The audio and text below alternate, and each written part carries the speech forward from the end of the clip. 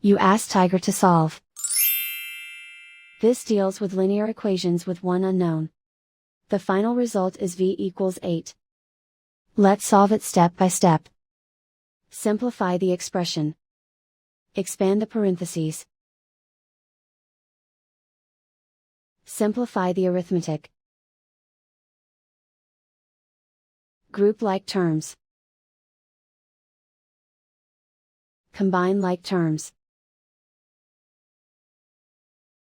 Group all constants on the right side of the equation. Add 30 to both sides. Simplify the arithmetic.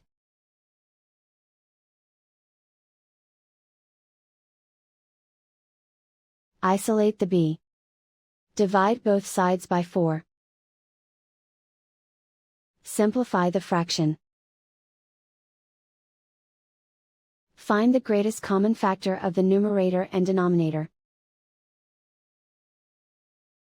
Factor out and cancel the greatest common factor. And so the final result is v equals 8.